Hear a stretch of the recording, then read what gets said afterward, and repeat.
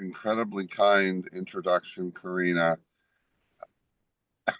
One of the words that really jumps out at me in that introduction, even though I provided it, is the word journey.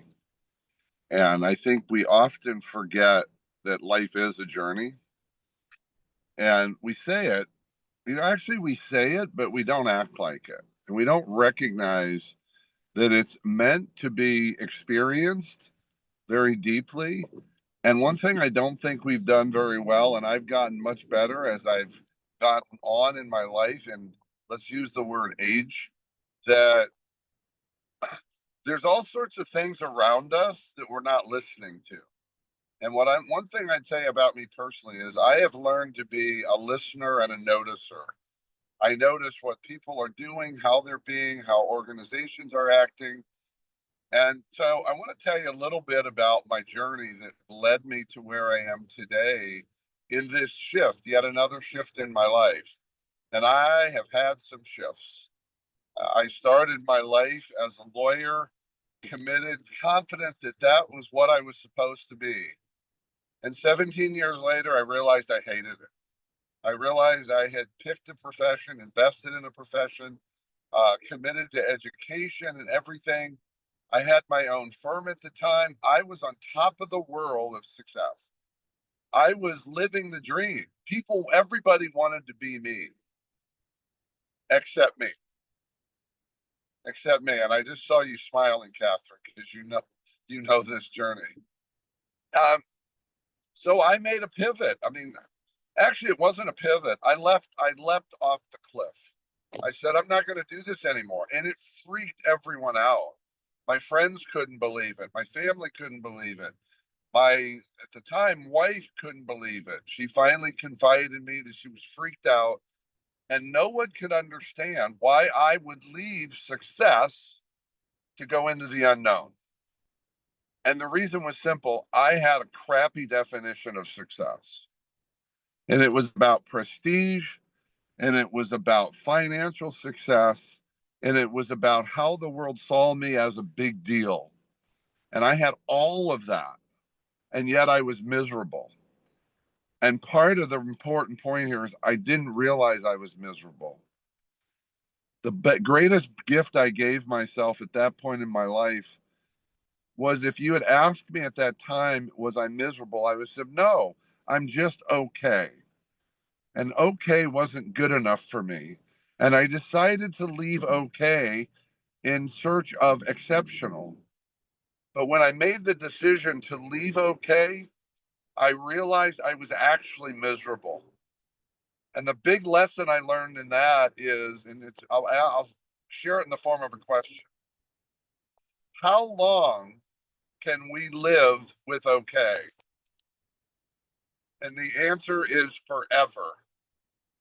The answer is forever, because saying things are okay is an excuse to stay where you are.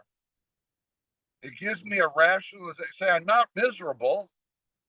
And I look around and everybody just seems to be okay.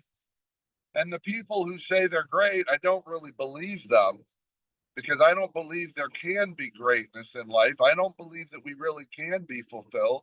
I don't believe that can really have deep satisfaction in our work. And so people walk around, it's almost like the Walking Dead. And I was the Walking Dead. And the blessing is I didn't realize I was the Walking Dead, but I cared enough about myself to say, I'm not going to be okay. I'm going to go in search of exceptional. And boy, has it been a journey. And I have been bumped and bruised and broken. People look at me and say, Jeff, you've lived this fantasy life. And I said, you have no idea what this life has been. You have not been with me in the car accidents of life. You have not been with me in the dark times. I have grown through the dark times. You only see the result of the dark times. You don't see the dark times. And I think it's because people want to believe in the concept of luck. We'd rather believe in luck than putting not only a plan in place, but committing to developing ourselves and doing the hard work inside that will allow us to have the things we desire versus waiting for the world to give them to us. And the last thing I'll share before I get into what all this means to what I'm doing in my life or getting back to in my life is that I believe one of the biggest challenges in our world today is that we are living in a victim mentality, but we don't realize it because we think that being a victim is that person who sits around and whines all the time. So, well, I don't whine, therefore I'm not a victim. But to me, being a victim is every time I look outside myself for the answer. Every time that I say, well, I would be doing this, except you don't understand. This is what's going on in the world. This happened or that happened. I would be right where I want to be, except for this happened in the economy or this changed. Hey, I know the reality of outside world. My business was thriving. My coaching and speaking business was thriving in 2020. Then came the pandemic. And in 2 weeks, I lost all of my speaking business, which was 60% of the business. And 2 days later, my biggest client said, we're nervous. We're not going to continue our work together. I lost 80% of my business in 16 days. It was crushing. And I spent 2 years hanging on. And then an opportunity presented to create something new. And I took that opportunity because it was the right time, the right reason, the right partner. I built up that business. And then we got acquired and I became an employee of a bigger firm, a law firm. Some of you, Karina knows this because she's been around me a while. I'm an awesome team player, but I'm a crappy employee because I don't tolerate disjointed values. I don't tolerate a lack of values. I don't tolerate someone who settles for good enough. So I said, you know what? It's time to go back to my life, to get back to me, because I realize there's 3 pillars that I want to be true the rest of my life. This summer, I'll be 66 years old, and I don't know if I have one more day or 40 years. I don't know. But what I'm doing in the professional world for those days or years, I want them to all meet 3 criteria. One is that everything I'm doing, I'm really passionate about. Not I kind of like, but I'm passionate about, like goosebump passion. The second is that it brings me joy, not just satisfaction, but a deep sense of joy that I'm doing something that matters. And the third is that I'm using my gifts, not just my skills, because we all have almost endless skills, but we only have a handful of gifts. And so as a result, I listened to the signs. I quit my job. I said, I'm relaunching, reimagining the business. I'm changing the brand, the name a little bit to Think Again Leadership. It's all about leadership. I started sharing the story and people realized, they said, Jeff, why do you keep calling the parts of the business tentacles? I said, oh my God, it's an octopus.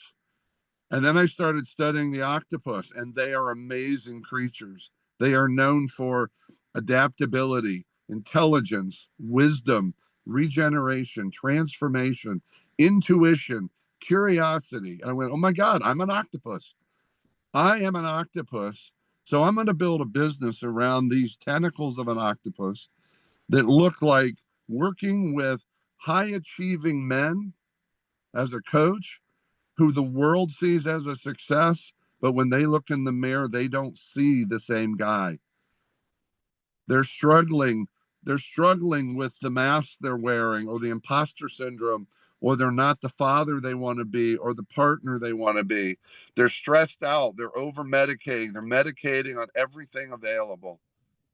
I'm going to get back on the stages as a speaker, speaking about personal growth and inside out leadership, how to really come from a place of caring and compassion and empathy and vulnerability as a leader, to get back to training the next generation of leaders because no one's showing them the way. I want to show them the way. Most of you have never met me in person. I'm pretty big guy. I'm 6'4", 250 pounds. I'm a big presence. I got it. I'll wrap right up here. But I don't present as the traditional guy. I'm the guy that's got people look at and say, "You have such a big heart, Jeff.